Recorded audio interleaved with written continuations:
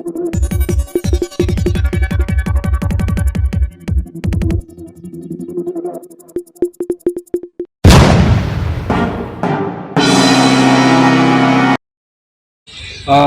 मी नाशिक येथील स्टार लक्ष न्यूज चॅनलतर्फे आलेलो आहे. मालेगाव बाह्य मतदारसंघातील आगार खुर्द या गावी मी आलेलो आहे. आज मी याच्यासाठी आलो आहे की जनतेच्या मनातील कौल म्हणजे तुमच्या मनातील भावी आमदार कोण असला पाहिजे, त्याने तुमची कोणती कामं केली पाहिजे, तुमच्या काय अपेक्षा आहे याच्यासाठी मी आलेलो आहे. तर दादा, मला तुमचं नाव महेंद्र सिंग प्रताप पाटील. बरं, काय तुमच्या नवीन आमदाराबद्दल काय अपेक्षा? जे पहिले आमदार होते तेच आमदार म्हणजे कोण पहिले आमदार? भुसे साहेब. बरं, काय कारण काय आहे? त्यांनी भरपूर कामं केलेले आहेत. आधी रस्ते नव्हते आमचे चालायला. बरं, हे जे रस्त्यांचे कामं, हे धरणांचे कामं, पुलांचे कामं केलेले. तुमचं नाव? साहेबराव आनंद पगार. काय तुमच्या मनातील भावी आमदार कोण असतात? आमदार आम्हाला दादा भुसे साहेब. काय तुमच्या गावाचा काही विकास वगैरे झालेला आहे? भरपूर विकास केलेला काय कामं केलेले? त्यांनी रोडांचे काम केलेले, धरणांचे काम केलेले, इकडे गोरगरिबांचे पगार चालू केले.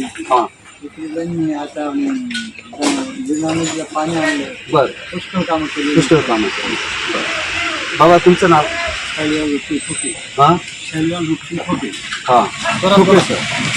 सर, तुमच्या मनातील काय कौल काय आहे? तुम्ही कोणाला मतदान करणार? कोण तुम्हाला आमदार निवडून पाहिजे? भुसे साहेबांना. काय कारण? विकास भरपूर झाला, तुमच्या गावाचा विकास झाला. काय अजून तुमच्या काही अपेक्षा असतात की अजून आपल्या गावात काहीतरी नवीन आलं पाहिजे? अजून ते करणार आहेत. हां, कुठे भाषण कुठे केलं? इथं आगारला. बरं, काही आश्वासन वगैरे दिलेली त्यांनी? आता नेता म्हटलं ते आश्वासन देणारच आहे. आमदार काम करण्यासारखा आहे, आवडता आहे. बरं, आवडते. निवडल्यानंतर सगळे भरपूर कामं करणार आहेत ते. बरोबर, त्यांची अपेक्षा सर्व जनताला आहे. चालेल. नारपारचं चालूच आहे. नारपार पण करणार आहेत ते. बरं, अजून? आणि नदीला उन्हाळ्यात पाणी सोडलं, आमचे कांदे आले, त्याच्यामुळे आम्हाला 2-4 लाख रुपये मिळाले. तुमच्या गावामध्ये अजून काही समस्या, काही अडी अडचणी आहेत की त्या सोडल्या गेल्या पाहिजे? या 10 वर्षाच्या कालावधीत सोडल्या गेल्या नाही, ते अजून सोडल्या पाहिजे असं वाटतं तुम्हाला? हो, करणार आहेत, सगळे विकास करणार आहेत. विकास करणारे आहेत. आतापर्यंत भरपूर झाला आमचा. आता आपले ते जिल्ह्याचे पालकमंत्री. बरं, तुमच्या गावामध्ये चांगलं काम केलं? हो, चांगलं काम केलेलं. तुमचं नाव काय? जिभाऊ गोविंद सोनवणे. काय तुमच्या मनातील आमदार कोण आहे? कोण आला पाहिजे? भुसे साहेब. बरं, तुमचं नाव काय? बरं, काय तुमच्या मनातील आमदार कोण आहे? भुसे साहेब. बरं, तुमचं नाव? दादाभाऊ. माझं नाव हां, बापू बळीराम पगार. बरं, काय तुमच्या मनातील नवीन आमदार? दादाभाऊ आले पाहिजे. दादाभाऊ आले. काय विशेष कारण काय? विशेष कारण म्हणजे त्यांनी लय केले आमच्यासाठी. लय केलं म्हणजे नक्की काय केलं? अहो, रस्ते केले, बांधारे केले. बरं, अजून? जनकापूर, हे आपलं सातबाई धरण. बरं, अजून निवडून आल्यावर त्यांच्याकडून काय अपेक्षा आहे? त्यांच्याकडून मंदिर केटीवेर केले, मंदिरं बांधली. हां, अजून अपेक्षा काय? अपेक्षा नारपार झालं पाहिजे. नारपार आपल्या ज्वलंत प्रश्न झाला पाहिजे. एक मिनिट साहेब, नारपार कधीच चालू आहे, नारपार व्हायलाच पाहिजे असं माझं म्हणणं आहे. बरं, ते आता आले होते तुमच्याकडे, सभा वगैरे घेतली, त्यांनी काही आश्वासन वगैरे दिलेले, निविदा निघाले. हा का? बरं, भाऊ, आपलं नाव काय? बरं, काय तुमच्या मनातील भावी आमदार कोण? दादा भुसे. बरं, भाऊ, तुमचं नाव काय? रमेश सोनवणे. काय वाटतं तुम्हाला की या पंचवार्षिक निवडणुकीमध्ये आपल्या मालेगाव बाह्यमध्ये मला वाटतं चौरंगी लढत आहे, याच्यामध्ये तिरंगी आहे. हा, तर तुम्हाला काय वाटतं कोण आमदार झालं पाहिजे? दादा भुसे. इकडे घ्या बरं. काका, आपलं नाव काय? यादव विठ्ठल पगार. सांगा काका, तुमच्या मनातील भावी आमदार कोण असला पाहिजे? दादा भुसे आहे. दादा भुसे एकदम चांगला मनुष्य आहे. आम्हाला सर्वसाधारणला भेटतो. बाकीच्यांना परमिशन घ्यावं लागते. तास 2-2 तास उभं राहावं लागतं. गेल्या वर्षी एवढा दुष्काळ होता, जर पाणी आलं नसतं ते 5-10 लाख रुपये कांदे झाले नसते. दोन्ही बाजूला नुकसान झाले असते. शेतकऱ्यांनी. शेतकऱ्यांचे नुकसान झाले. मग कांदे झाले नसते, आज 5-10 लाखाचे कांदे झाले. बरं. तुमच्या एवढ्या गावाच्या तीव्र दुष्काळामध्ये पाणी आणलं त्या मनुष्याने. बरोबर. आणखी काय पाहिजे लोकांना? बरं. कामं किती झाले आमच्या गावात, शेडनेट किती झाले, खूपच काम झाले आमच्या. असा नेता लाडक्या बहिणींना पैसे मिळाले. आम्हाला पीक विम्याचे 24,000 रुपये भेटले. बरोबर. आजपर्यंत कुठेच भेटले नव्हते आम्हाला. बरोबर. प्रत्येक अनुदान आमच्या गावात आलेलं आहे. आघाडीवर म्हणजे तुमच्या हे मनातील काय आमदार करणार जे आहे? आहेत, हे ते माननीय आता- दादा भुसे हा. आणि त्यांना तुम्ही मतदान करणार असं एकंदरीत दिसतंय की जे तुमच्या भागाचा चांगला विकास झालेला आहे, तुमच्या गावाचा विकास झालेला आहे. नमस्कार, धन्यवाद. हॅलो.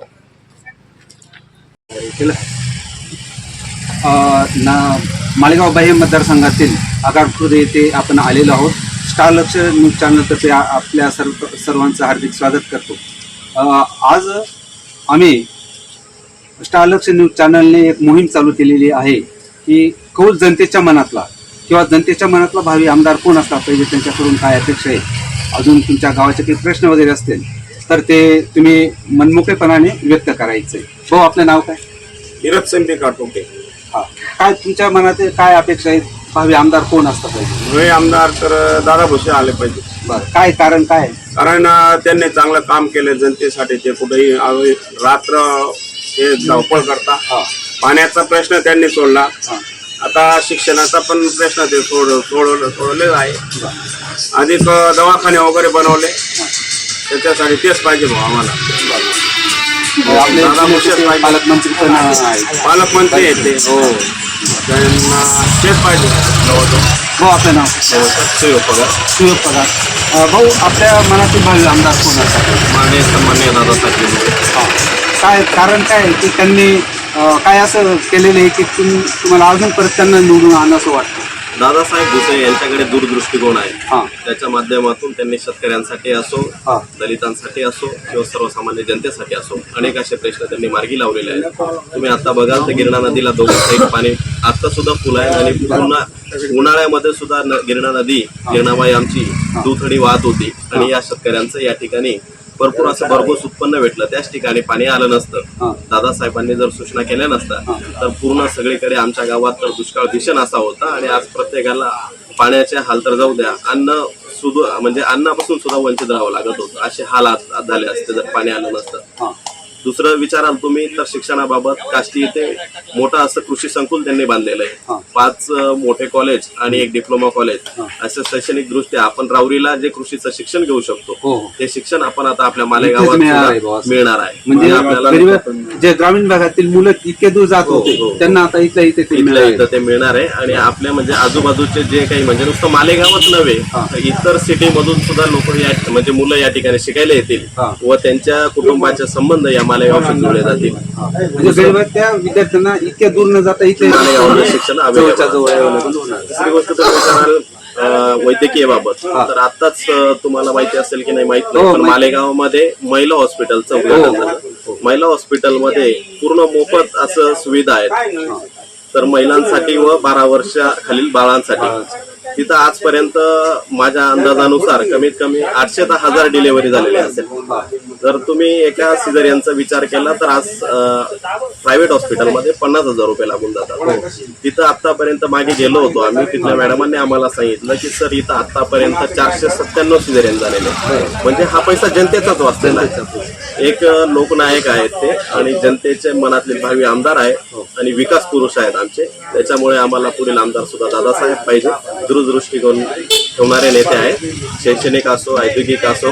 औद्योगिक बद्दल विचाराल तर MIDC खूप मोठी ओपन झालेली आहे. 2 इंडस्ट्री पण त्या ठिकाणी चालू झालेल्या आहेत आणि यापुढे पण उद्योग तिथं चालतील आणि मालेगावचा जो रोजगाराचा प्रश्न आहे तो सुद्धा यापुढे मार्गी लागून जाईल. धन्यवाद सुयोग भाऊनी अत्यंत दादा भुसेच का आमदार असले पाहिजे त्यांनी अत्यंत सविस्तरपणे कोणकोणती कामं झालेली आहेत हे चांगल्या पद्धतीने त्यांचं मनोगत व्यक्त केलेलं आहे. नमस्कार.